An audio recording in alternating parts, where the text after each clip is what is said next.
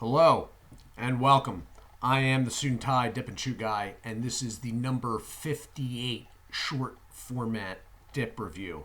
So, TimberWolf Wintergreen pouches. What is it? You have a bronzish plastic lid with a sticker in the middle. Sale price or special promotional price is plainly shown. Everything is fairly straightforward. The can is slightly larger. This is because they are most likely using up the stow and throw cans, even though they've already gotten rid of the stow and throw lids. Flat lid, no catch lid at all. Okay? So everything's pretty straightforward there. Going around to the side, you have branding, flavor, and the fact that it's pouches, promotional price again. Warning label. More branding, pouches, flavor, promotional price. Surprise, surprise. Branding, pouches, and flavor. And then register online to get coupons at TimberWolfSnuff.com. Now, what kind of coupons they're offering for a product that they already know they have promotionally placed at $1.59, I do not know. I have not been over at the TimberWolf site as of late. It is a nice site though, so if you get a chance, you may want to check it out. So, no information on the band. That is because on these, everything is on the back. The code, I do not know what it means. TimberWolf pouches, moist snuff pouches, a barcode, and $1.59 in the center. And then it does have underneath that the net weight, which is 0.82 ounces.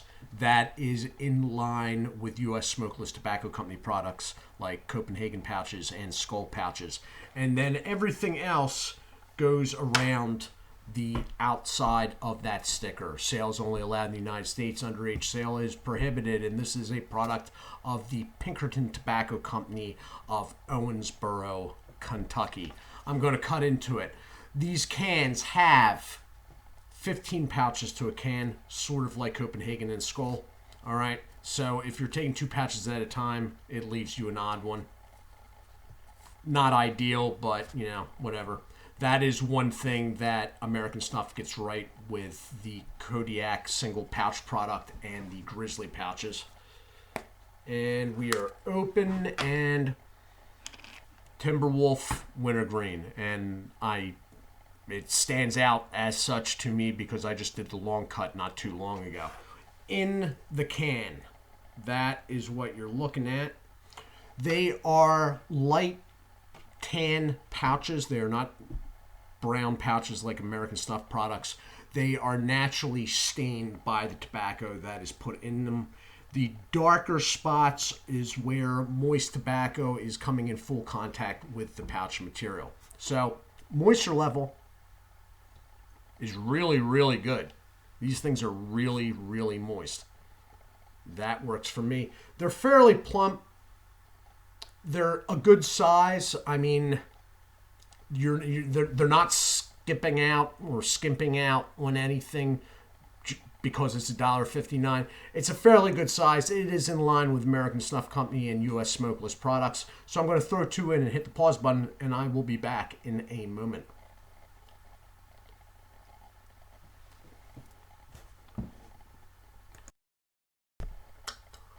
And I am back. Okay, real quick, while it is at the top of my mind, the can lids are absolute garbage, keeping in line with all TimberWolf and Longhorn products. However, the moisture level in this is really good, and I will show you why.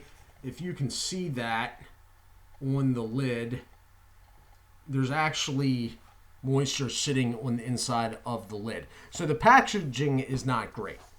The cut is not an issue because it's pouches. The pouches are very moist and they're of a good size. There are only 15 to a can, which leaves an odd one out if you're doing 2 at a time, or you can look at it like one of the times you're throwing a cheek in and doing 3. All right. The product itself in the can being garbage, the lid mostly. TimberWolf is, I see online people saying that, oh, I got this really, really dry can. I don't think I've ever gotten a dry can of TimberWolf.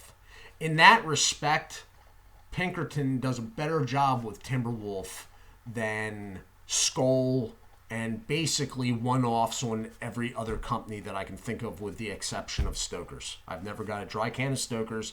I've never got a dry can of TimberWolf. And that list ends basically there. All right? TimberWolf doesn't lean dry. Now, for people that have gotten dry cans of TimberWolf, I guess nobody's buying it in your area. But you know what? I'm in an area where I don't think anybody's buying it either. And they all seem fine to me. So I don't know if, like, Pinkerton really gets on stores about like rotating product or whatnot, but their pouches are very moist. They're some of the moistest pouches that I've come across, and they've been consistently. The last one I did, the straight pouches, was the same way. So the product in the can is good, very good for the price, and yeah, for that price. If that was a price around me, I'd probably pick up a can of TimberWolf every once in a while, maybe even pouches. But that's not the price around me. For some reason, in my area, TimberWolf is priced higher than Grizzly. No, I do not know why. Anyway, so the Wintergreen is just a pretty plain Jane Wintergreen. It's not leaning in any certain way very much. It's not bad.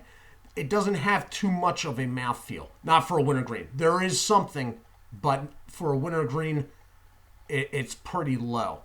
Nicotine's there. It's not going to be terribly high, but to tell you the truth, it's probably higher than, let's say, Skoal Classic Wintergreen. All right?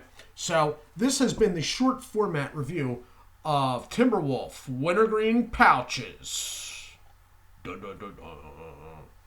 I am the Suit&Tie, Dip&ChewGuy.